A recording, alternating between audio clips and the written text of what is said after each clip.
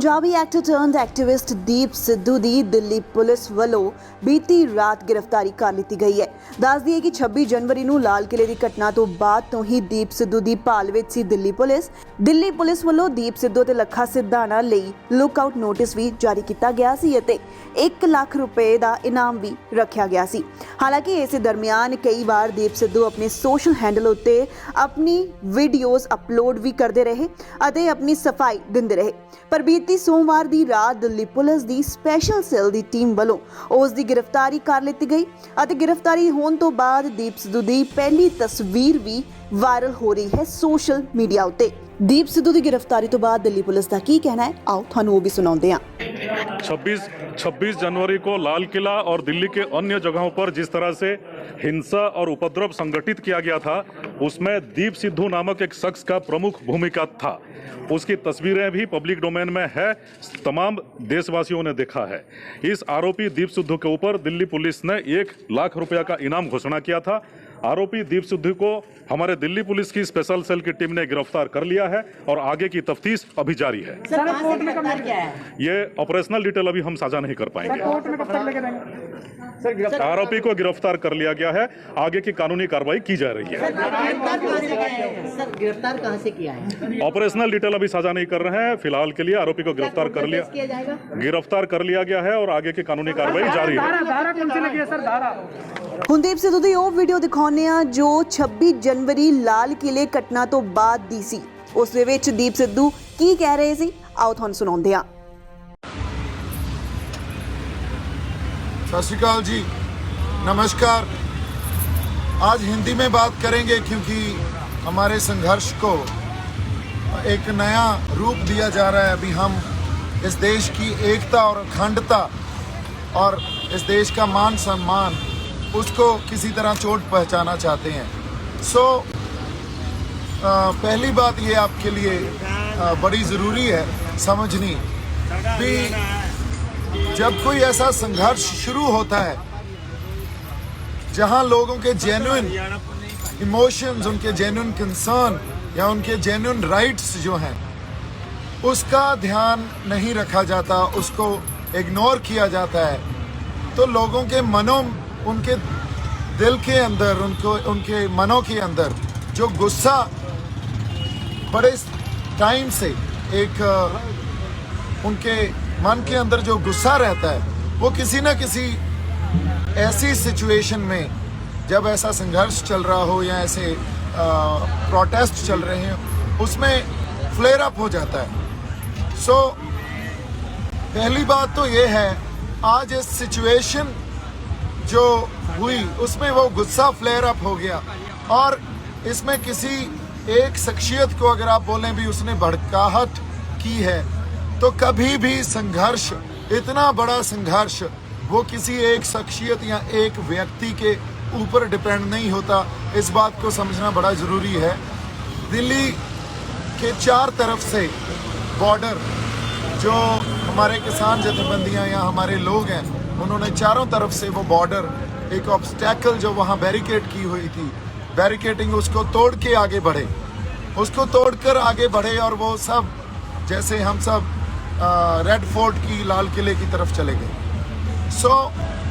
जब red fort की तरफ गए तो एक सिंबॉलिकली अपना रोष, अपना प्रोटेस्ट, अपना विरोध दर्ज करवाने के लिए जो नए कृषि कानून बने हैं उसको दर्ज करवाने के लिए हमने वहाँ निशान साहब भी लगाया, हमने किसान झंडा भी हमारा लगाया, किसान मजदूर एकता का नारा भी बुलंद किया, इसीलिए किया, और पीछे उसके तिरंगा लगा हुआ है। जिस पोस्ट पे हमने झंडे लगाए उस पोस्ट के ऊपर कोई झंडा नहीं था, और ये झंडा हमारी इस देश की डाइवर्सिटी, जो हमारी डाइवर्सिटी है उसकी पहचान है। देखिए, आप डाइवर्सिटी को इस तरह मत देखिए भी यूनिटी इन डाइवर्सिटी।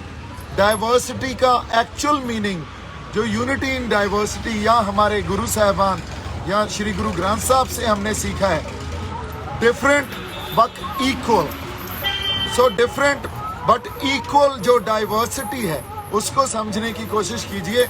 इस देश की एकता और अखंडता के ऊपर किसी ने सवाल नहीं उठाए हैं, किसी ने वहां से फिरकू और भड़काने वाली बातें नहीं की हैं। लाखों लोगों ने, इतनी बड़ी मोबिलाइजेशन हुई, लाखों लोग इस बहाव में बहे।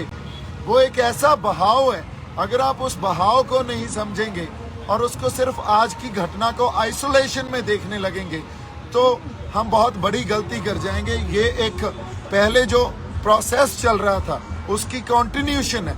इतने समय से हमें 6-6, 7-7 महीने हो गए ये प्रोटेस्ट करते हुए। उस प्रोटेस्ट में 6-7 महीनों की कंटिन्यूशन है जो ये चल रहा है, जो आज हुआ। सो इसको आइसोलेशन में मत देखिए। ये घटना किसी ने सोच के या किसी ने प्लान करके किसी ने नहीं की है। ये एक जो बहाव है, एक फ्लो है, उस फ्लो में लोक संघर्ष में उन्होंने अपना प्रोटेस्ट सिंबॉलिकली जाहिर किया। जहां पहले उन्होंने निशान साहब और फिर किसान मजदूर एकता का झंडा लगाया और उसके पीछे तिरंगा लगा हुआ है। सो इस देश की एकता और अखंडता के ऊपर कोई सवाल नहीं उठाया। हम सिर्फ ये चाहते हैं भी हमें मान सम्मान से रखा जाए और वो मान सम्मान हर सबको मिले। सो जैसे यूनिटी इन डाइवर्सिटी को समझना है, सो यूनिटी इन डाइवर्सिटी को समझना भी हमें इस तरह पड़ेगा, different but equal and United.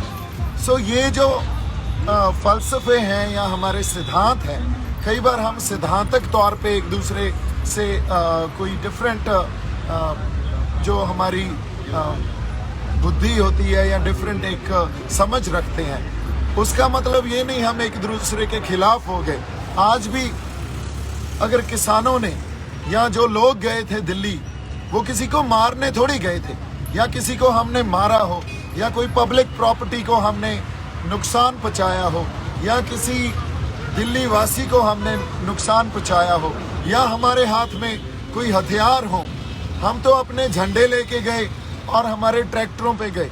अब इनको अगर आप क्रिमिनल या इसको आप फिरकू दंगों का या इसको एक ऐसा आप एक रंग दे देंगे भी ये देखो ये तो शरारती अंसर हैं, ये तो गलत अंसर हैं, तो ये हमारे इतिहास में हमेशा ही होता है। जब भी कोई इतनी बड़ी एजिटेशन होती है सो हमेशा ही उसको हम ये बोल के भी देश की एकता और अखंडता को खतरा है, ये बोल के भी ये देखो ये तो फंडामेंटलिस्ट हैं या ये हार्डलाइनर्स हैं, हमेशा इस चीज़ में हम जो उनके बनते हक हैं, जो उनके बनते राइट्स हैं वो नहीं देते और उसको इग्नोर करने लग जाते हैं। सो आज हमारे पास समा या ये जो एक टाइम ऐसा आ गया है, इसका डिस्कोर्स ऐसा है। पहली मेरी बेनती ये है भी इसको आप आइसोलेशन में मत देखें। जो आज हुआ है वो कोई आज एक आइसोलेशन में या आज की घटना नहीं है, ये एक लंबा प्रोसेस था, उसकी कंटिन्यूशन है।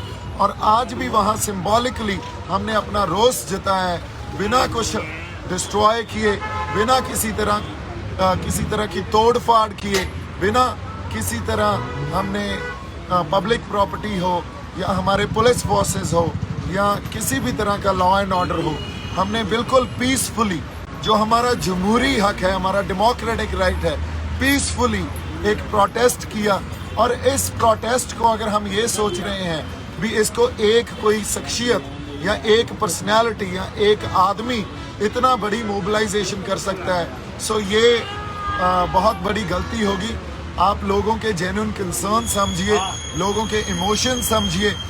एक मुझे ब्लेम करना है, किसी को भी ब्लेम करना, ये हमारी वही बात गलती होगी जो हम हमारे इतिहास में पहले से भी करते आए हैं। आज सबसे बड़ी ज़रूरत है भी हमें लोगों के इमोशंस को समझना चाहिए, उनके कंसर्न्स को समझना चाहिए, उनके सरोकार क्या है उसको समझना चाहिए और उस अकॉर्डिंगली हमें आगे डिसीजंस लेने चाहिए।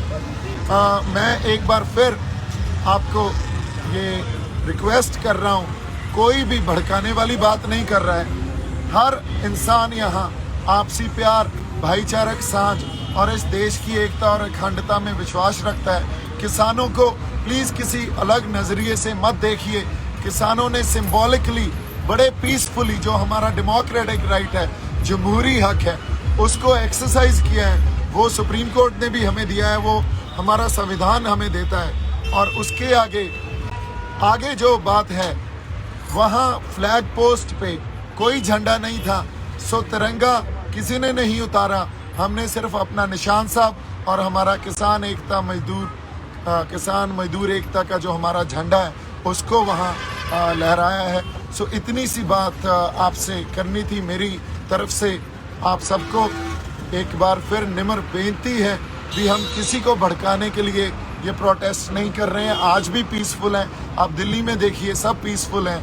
और आज हम ट्रैक्टरों पे और खाली हाथ बैठे हैं, हमारे पास ज़्यादा से ज़्यादा हमारे ये झंडे हैं और कुछ नहीं है। आप यहाँ हमारे जो लोग हैं उनको देखिए, भाई किसी के पास कोई हथियार है? कोई हथियार है? हम अपने झंडे और अपने ट्रैक्टरों पे बैठे हैं। हथियार किसान है। हमारा हथियार हमारे इस डाइवर्सिटी को समझने की कोशिश कीजिए। इस जो लोगों के जेन्युइन कंसर्न्स है उनको समझने की कोशिश कीजिए। इतनी बड़ी मूवमेंट किसी इंसान के या किसी पर्सनालिटी के या किसी एक व्यक्ति के उसकी वजह से नहीं खड़ी होती। ये मूवमेंट तब खड़ी होती है जब लोगों को उनके राइट्स नहीं दिए जाते, उनके जमहूरी हक नहीं दिए जाते। सो ये एक मास मूवमेंट है। मोबिलाइजेशन इतनी बड़ी इसलिए हुई है क्योंकि लोगों के जो दिलों में एक बड़े टाइम से it's been long that they had this what do you call it? I would say maybe anger within them. Since so long they were preserving it, and it had to be flare up at some point.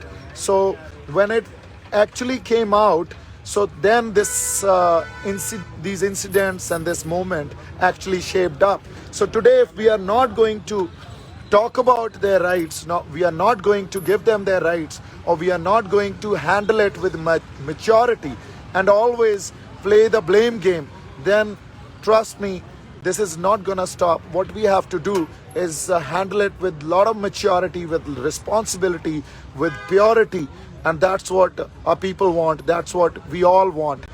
As far as national security and integrity is concerned, nobody is questioning it, nobody is threatening it, nobody had intentions to do anything of that sort. We have just actually shown symbolically that it is a protest, it's a mass movement.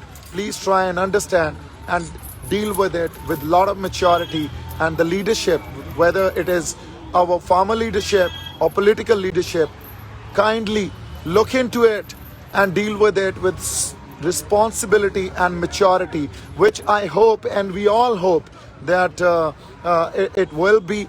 Please do not try to give it any other color. Nobody is trying to propagate some different agendas here.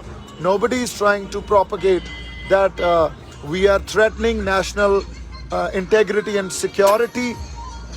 Also, I would like to point out that Nishan Sahab, our Nishan Sahab, which our gurus have given us, it actually symbolizes when we have to fight against unjust or injustice.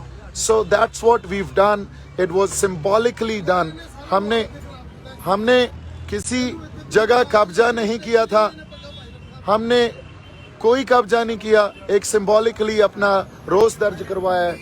मेरी तरफ से बहुत सारा प्यार और सत्कार।